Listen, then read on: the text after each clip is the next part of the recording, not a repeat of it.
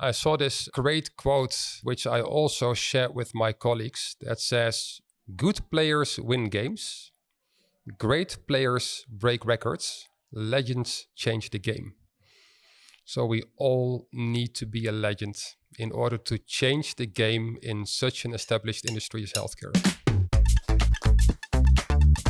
Welcome to Going Circular Pays Off, the podcast.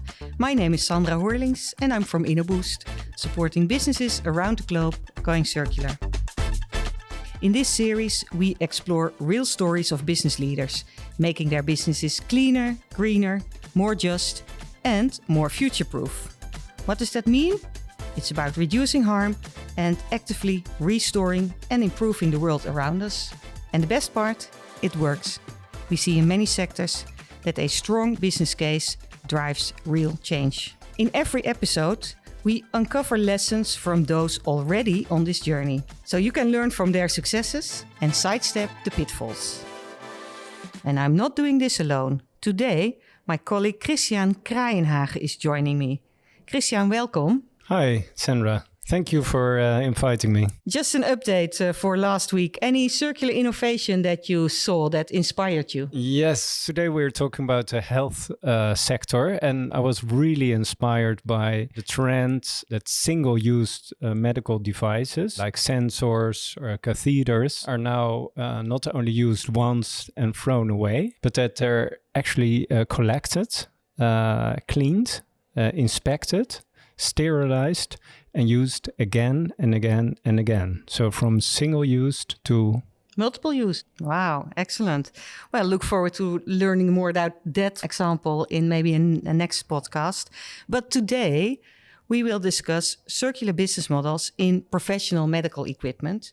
And we will zoom into those big installed systems in a hospital, like a system that you need to make an MRI or a CT scan.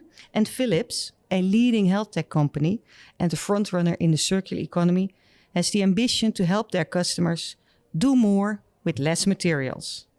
We'll explore today how that works in day-to-day business. Let me introduce our guest of the day, Patrick Lerou. Patrick, you are a global lead reclaim and trade at Philips. So welcome to the show. And could you explain what it is that you do in that role? Thank you for the invite. And it's not the first time that I've been asked, what are your day-to-day practices as a global reclaim and trade-in manager?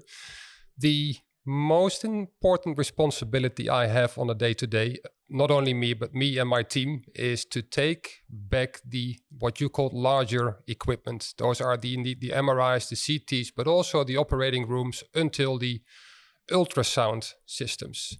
So as soon as one of our customers is replacing the system, we will do our best to take back the system that is at that point of time end of use, which will not mean that it's end of life, but end of use. And zooming into that moment of replacement, what is typically a reason to replace one of these systems? It varies. And there are some exceptions. For example, in France, they have their emission fee that ends after 7 years of the system. So as soon as the system is 7 years of age, which is still a relatively young system, the emission fee from the governance stop. So from France, there is a stimulus to replace the system after 7 years.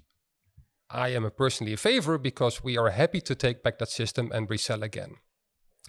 There might be a new technology out there. And the last reason, the system is just literally end of use. They have the system for 20 years. The software can't be upgraded anymore. The platform is outdated, so they really need a new piece of equipment. So several reasons are out there to replace the system, basically. And how did you get to this role? Is this a relatively new role within Philips? Do you have colleagues? It was not a new role. That being said, I replaced someone about 4 years ago. I saw a vacancy within Philips. And at that point of time in my career, I was thinking, what resonates with me?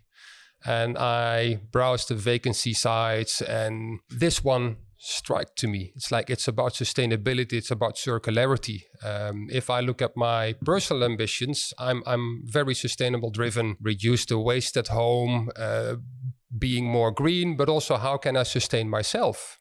The fun fact here is I did not read the vacancy. I just saw the title and I applied for the job. And I went open. I had a couple of conversations. Well, luckily I got the job. History is there. And the first day when I sat down one-on-one with my manager, I told him when I would have read the vacancy, I would not have applied. Oh, what was the reason for that? It was extremely process factory minded. So I completely missed the spark on what sustainability and circularity has in it. So it was a very process-minded vacancy. And yes, there is always a certain process within, we're working with factories. Yes, it is.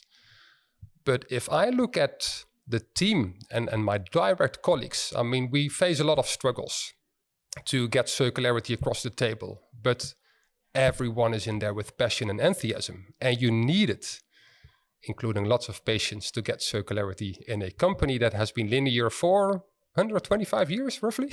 Yeah. So let's peel that onion off sure. and dive into.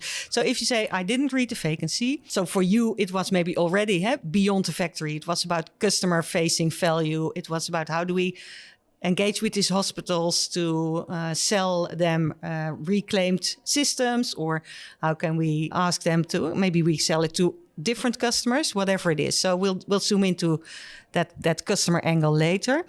If you look at that aha moment in where you say, going circular really paid off for us. So in this exploration, can you go back to that moment in time where you say, this is where the insight came? I think I'm still in that aha moment.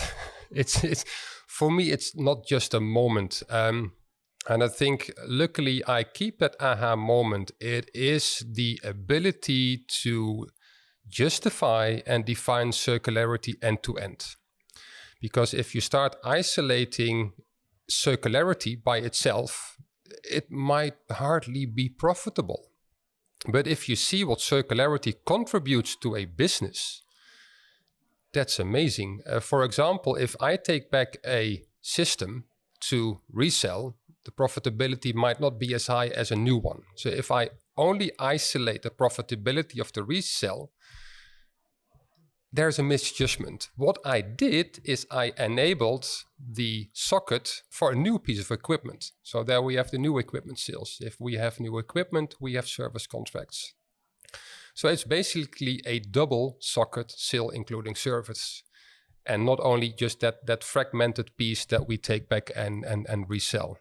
And it triggers a lot. I mean, now I only take the example of reselling a system, but what about those systems that we take back for parts? So you don't need to rebuy new parts. It has much more than just taking back the system. So that aha moment, and I think we are on the verge of getting there, not only with Philips, but as a society and other companies. You cannot isolate circularity anymore. It needs to be integral part of your strategy. So you have different benefits then for your customers? Yeah. Was it easy to convince them of these new benefits? The customers are even asking for it. So what we already see, it is almost a national difference, I would say. I think the first markets where we saw the sustainability/circularity items in tender was the Nordic markets and the UK, and now it's spreading out globally. That was a couple of years ago, where we could earn points as a company when you could prove what you were doing with the take-back of those systems. On top of that, if you buy a circular system, we also reuse about 80-85% of the old system. So also there we support hospitals in their sustainability. So it becomes more and more important, although healthcare is still very much a cost-driven industry. I mean, in the end, it's all about budget. And how do you get your customers or partners to this aha moment as well? Have patience. Patience is one. Plain ordinary business cases. For example, what we already see, there's more and more research to it. Circularity drives customer retention. We used to have the Net Promoter Score as a sort of the one and single customer retention metric. But now more and more we see circularity as the main driver for customer retention. That'll be lovely to have a net circularity score. Let's write that one down for the next innovation model. Absolutely, Sandra. Yeah, so it's all about models. And luckily, me and my team, we have loads of data within Philips where we see what the differences are of winning opportunities, winning deals, whether we did or did not have a trade-in, where we took back the system for different triages or destinations. So we can prove that circularity and taking back systems is paying off eventually. So going back to that moment in where you say, okay, this is a job I love to do without knowing what was the vacancy truly about. And to this moment now in where you say we are exploring what is the aha moment going circular pays off. In between, were there triggers for you to say, so you explained the model in the Nordics with underpinning proof that you were contributing to maybe society or to environmental targets? Were there other triggers, internal motivation from yourself or things that you saw in the company that you say, I see that there is an opportunity to widen this vacancy? Absolutely. Just for clarification, I am part of the Circular Lifetime Solutions team within Philips, which is basically a very much business-driven organization. And there are two elements to that. We are working with circular systems and also circular/new parts. So we also service our customers. The thing that also triggered was, can we commercialize the policy which is set up by our group sustainability? Group sustainability is a different team, but they are more on the policy towards 2025, 2030 sustainability targets. The environmental aspect of the ESG is one. And working with them, if we set a target on the E of ESG, how can we support that from a commercial aspect? And really making a link between business-driven decisions or business-driven opportunities and circularity is absolutely a trigger. And another smaller side one is, it's more of a personal view. If we talk about circularity and sustainability, the first topic that always comes to the table is the emission reduction. While I think there is so much more to do. I heard a little riddle lately. You take something from it every day and it becomes bigger. It's a hole in the ground.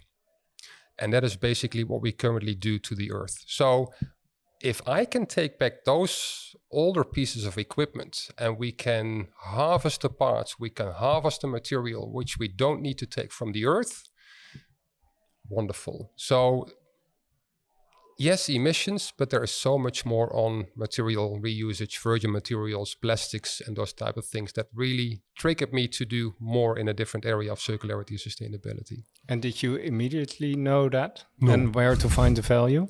No, I didn't. It has been, to be very honest, it has been a journey for myself in the past 4 years. Still extremely driven, enthusiastic and passionate about it. Learning a lot every single day, making connections, being eager to look for research. Does circularity help businesses grow, for example? Is there already a correlation? And then you see the research piling up little by little that circularity indeed does boost customer retention. So learning every single day.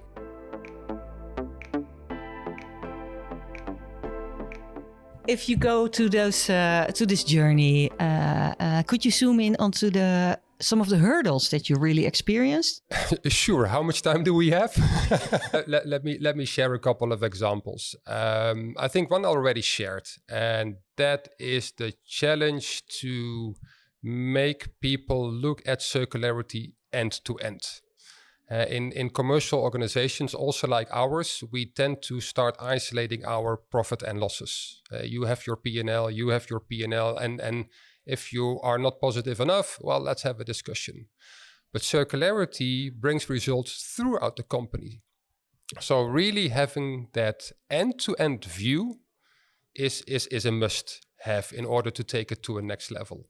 Another one is, especially within the medical industry, quality it's not it's a hygiene, it's a must, it's highly regulated. So you need to have your quality and regulatory team at your site. If you are setting up your circular propositions, if you are changing your circular propositions, you have all those quality management systems in your company that need to fit what you're doing, and we need to be compliant in the end. Could you say that a second-hand MRI is as good a quality as a first-hand MRI? We can now. And we have been challenged by our quality department and by legal saying, hey, but how can you prove that your refurbed MR is as good as new as a new one? So what we had to do was collect all customer complaints. So we have been collecting customer complaints from a new system versus a similar refurb system, but they were at the same rate. So that's why you can say, hey, refurb is as good as new. And we offer the same education, clinical education. We offer the same service. We offer the same guarantee. And the complaints are at the same level as well. So what does that mean? If I'm a procurement officer for a big hospital, do I look for second-hand or pre-installed systems? Or do you see that there is also still a market for primary produced systems? Yes, there absolutely is, because the new portfolio doesn't 100% match with our refurb portfolio. If you go to a refurb store, take a phone store, you might find the latest models in the new portfolio, and then you still have some overlap with the new portfolio. There's always some overlap, but there are always later technologies that have not been refurbed yet. So that really depends in this case on the clinical needs of the hospital. And what we sometimes see is that a hospital does buy a new one and a circular edition one. Do you see new market segments then by thinking in circular systems? So can you address more market segments with your offer now than you could before you made them into a circular edition? Short answer, yes. So that's also additional business value. Absolutely. Yes. If you look at the segmentation of hospitals, if you look at the top-notch hospitals, those are university hospitals. They have the budgets. Then you have sort of, put it more generic, the more or less public hospitals, but you also have the private clinics. So there is already quite a segmentation in the hospitals. And in the end, it all comes down to budget. And what system fits the required budget and the clinical needs the best. Sometimes it's a new and sometimes it's a circular system. And with that, we do indeed increase the access to care. And is that then the most convincing argument for a stakeholder like a customer? Still, the most convincing argument, and I cannot put it as plain as it is, it's budget. It's budget. And it also helps our sales say, hey, okay, but if your budget doesn't fit a new one, we have a refurb portfolio. Or you do parts replacement. Also, of an upgrade. Yeah, there is more to the proposition, absolutely. Yeah. Which I can imagine that it's a different budget then. If you as a hospital have to invest in an installed system, it's different budget than compared to when you do a parts replacement. If the system allows an upgrade, whether it's either hardware or software, I mean, that's the most sustainable circular solution that we have. Is this the moment where you reach out to your colleagues that design those systems and say, hey, I have some additional requirements to design the system in a more circular way? Well, not me personally, but yes, it's also there where we, as part of our sustainability improvements, trajectories, are looking into what we call eco-designed products that are more designed around circularity and sustainability. And bear in mind, if you look at the history when circularity starts popping up, I mean, it's still relatively young, although it feels like we have been discussing this for ages. But Philips is a company of 120 years. So what is still out there with our customers has not per se been designed with the circularity and sustainability in mind. And there we also absolutely see the changes. Yeah. What was the best way forward overcoming all these barriers? Was it really a strategy? Was it a mindset? Was it a process? Is it just you saying, I just... if it would be a multiple choice question, then I would check the box all the above. To give you another challenge, and it is a process question, it is a mindset question, it is resilience, it's a mix. To give you a funny example, working with hospitals for so long, customers are customers. It's simple as that. They ask, we deliver, we send an invoice, they pay. Just a very straightforward customer journey. But what happens if a customer gives back a system? Then the customer becomes a supplier. And how does that change the relationship? Now the relationship sort of changes from a process point of view, because then the system says, hey, but I cannot receive a system because I don't recognize this name as being a supplier. And that's absolutely a challenge if you are in the, I would say, journey and almost adventure of changing a company that has been working for a linear so long. All the nitty-gritty processes are set up in a linear way. And to your earlier question, Christian, did I know when I applied for the job? Absolutely not. It's finding out on the job and say, okay, but there's another barrier. Who do I need to help? Let's solve it. Well, it looks like you need to collaborate with SAP, because then they need to identify that the hospital can be both a customer as well as a supplier. There you go. And luckily, we have our experts that deal with those suppliers. Change all those IT functionalities, and yes. Very interesting. If I hear you correctly, it's also your attitude or your mindset. And if I read also your last LinkedIn post, which was very personal, about your mindset to first act sustainable before you can ask this from others. Yes. We are an incredibly passionate, driven team with one goal in mind. And that is get as circular as we can as Philips. So it's also a lot of sharing. I mean, sharing frustrations helps. This is what I run into. But I ran into that yesterday, but with a different type of modality. Okay, then let's team up. Find the common ground. Resilience, I would say, is the most required character you need to overcome those hurdles. So to adapt and to come up with a new solution, try it out, see if it really works. Yeah. And you're also global lead. Yes. So do you see differences in cultures or in regions? Typically, we hear a lot this circularity is a European topic. But with the business benefits that you mentioned, do you see that it's also growing maybe in other parts of the world? It is growing globally. The eye for circularity. I think the biggest challenge to overcome is the immense differences in local requirements. And if I could do one wish, if I would be not just a global reclaim leader, but the global world leader, I would say align all global legislation and rules about circularity. That would make our life a lot easier. I just shared the France example, who got their fee after 7 years. Japan, for example, as a company, we are not allowed to take back a system of which we already have predefined that it needs to be sent to a local recycler in order to take out the materials and reuse those materials. We are not allowed to do so. While in other markets, we still say, hey, there is a piece of equipment. It's too old to refurb.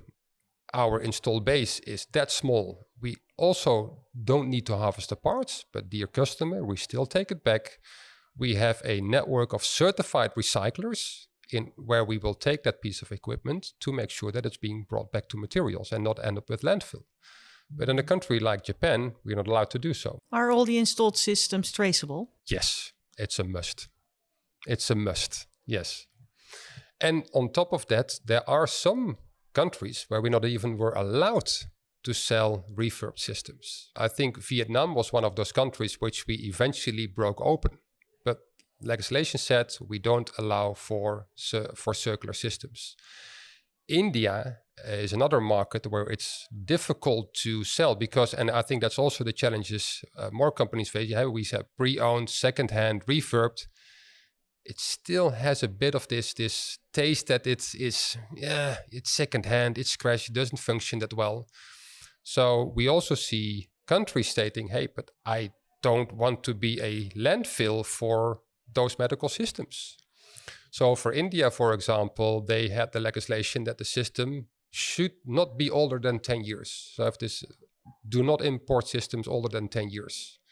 That was at first, and then it became 7, and then they thought that might be too harsh, so they put it back to 10. But now, importing a system, you need to have a certificate of no obstruction, I believe. So it's all those loose regulations all over the place that makes it more difficult just to ramp up the circular processes. If you were to dream, because I heard you say we are continuously learning with a team that shares their frustrations, that opens up. But I think this goes beyond your direct circle of influence with people that you have contact with within Philips. So the ideal team going forward for circularity, who do you need in a team to commercialize it? I dare myself to take it even a step further. Go ahead. There would be no team. There would be no team. What would that mean? That would mean that circularity and sustainability would be completely embedded and integrated in the regular business strategy. So there would be no business unless it's circular. There would be not a specific circular business. And how long do we need to get there? Well, that will take a few years or more. And maybe a couple of months. And bear in mind, it needs to be a balance. And why I'm saying so is I still believe it would always be good to have a sort of center of competence in a company that sort of keeps the oversight, that balcony view of what happens with circularity. And now we take the circular portfolio of 4 or 5 of our modalities, the take back, the portfolio, the roadmap. So a center of competence just to make sure that lessons learned in one business will be applied in business number 2 and 3 would always be useful. So going back, that circular should be a part of your regular business, a mindset. Could we conclude that there is a business case for going circular? Eventually, yes. Because if you ask me, is there a business for circularity? You basically ask me still, at this point in time, is there a business for an innovative business model? You will not make money the day after. But will you eventually make the money and will it eventually grow your business? 100%. And is there enough patience amongst shareholders to wait out for this new business model? I don't have the view of shareholders per se, but I think as a company, as long as you still satisfy your shareholders to a certain point and you still make sure you do make the money. What will be your next step going circular? An absolutely next step would be make sure that circularity is part of every single business case from the businesses. So that circularity is less of an afterthought and more of a foundational element to answer before you start any new project. So if we launched a net circularity score, well, then we could say we can rank all the projects against it and say this is in and this should be out. Sounds like a brilliant idea. Let's work on that.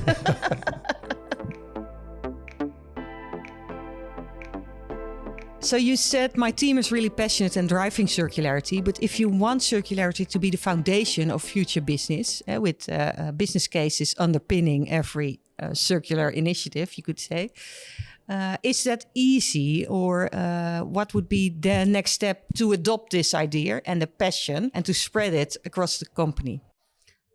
The number of ambassadors for circularity should grow. If you ask any random employee what keeps you awake at night, outside of our team, I don't think circularity would be in the top 2 or top 3. There might be a quality issue, there might be a customer issue, there might be a delivery issue. So in order to have that change, we need to have believers outside of our team. So one of the most important things is to keep communicating the importance of circularity to grow that support also in other businesses. So now I'm your colleague from the linear business. What is your story to tell me to become as passionate as you are? My question would be, do you still want to be relevant in 5 years from now? I do. I'm ambitious. Then let's start talking circular. And what would you recommend other companies who would like to start this? Just start. Don't overthink. There are so many opportunities. Even a small step is a step towards circularity. Don't think you can sprint a marathon. Just get started. You will never be able to oversee all the hurdles there are. Get started, get doing, be patient, be resilient, and be driven. And maybe become proud. Be proud. Be proud? Be proud, for sure. Yeah. So we at InnoBoost, we say going circular is also about creating profit to be proud of. If you would think of that concept, what profit to be proud of have you realized over the last years for Philips? What I'm really proud of is that despite all economic turmoil we had, if you look at the latest global developments, we had Corona a couple of years, then we had all logistical challenges, now we are facing the tariffs. There's always a circular solution to it. So by regionalization, by looking at supply chains differently, why should we take back a system to a centralized location if you have the possibility to do it local? So it also opens up doors to look at things differently, and that's still what circularity does. It's interesting. We also have conversations in the office that COVID, as well as now the tariffs, are rationals. So a reason to go circular. Absolutely. Because then you look for shorter supply chains, new partners. Resilience. Yeah, fully agree. There's an opportunity for every business there. If you could start over again, what would you have done differently? Then I think, as I just mentioned, to start with the foundation. And now we often drive circularity top down. I think if you really first look at the foundation of a company and really start building it bottom up, I think I would have done that differently. Do you learn from circular setup ventures? You could say they start from a blank page. If you start a venture, then you organize for circularity. What can you learn from those newly designed organizations? I am a big fan of cross-industry learning by default. I mean, I also love visiting companies, circularity companies, completely outside of healthcare industry. The fun fact is we are all facing the same challenges, independent from whether you're big, medium, small company. What I really liked about those ventures is they start with the end in mind from a customer perspective and say, okay, how can I be circular at the end of the customer journey, and then work towards it. Philips is an established company with everything there. So the only thing I could do is start working along the processes that we have. And that's when my jealousy sometimes come up if I see those new ventures stating, okay, this is my end state, and then start sort of this backward engineering. What do I need to do now, today, to have that result at the end of my chain or at the end of my customer journey? And what's for you an inspiring company or case or value chain who we should invite for this podcast? From a business to business point of view, I would be extremely curious on a Caterpillar, what they have done, which is still a challenge in the medical industry. They are using the parts they harvest from the old equipment and apply that in their new factory for new equipment. That's a more business to business. And if I look at a business to consumer, it's almost the example by default would be Patagonia. I think he sold his shares to nature foundations, away from stakeholders. That from a conceptual point of view is so circular, sustainable driven. So we're happy to listen to those stories. It's going back to what is the role of a company for society? Absolutely. I saw this great quote last, which I also shared with my colleagues, that says, good players win games, great players break records, legends change the game. So we all need to be a legend in order to change the game in such an established industry as healthcare. I'm Sandra Horlings, and this has been Going Circular Pays Off, the podcast uncovering the business case for Going Circular, brought to you by InnoBoost. Today with Patrick Lerou from Philips. Thank you so much for joining us. It was an absolute pleasure. Thank you for the invite. And with Christian Krijnhagen, my colleague. Thank you. We hope this episode inspired you, the listener, to go circular yourself and to make it work and worthwhile. If so, visit innoboost.com for more stories, resources and insights, and share this with your network to help spread the message. Going circular pays off. It creates profit to be proud of, and it will keep you successful and relevant in 5 years' time. Couldn't agree more.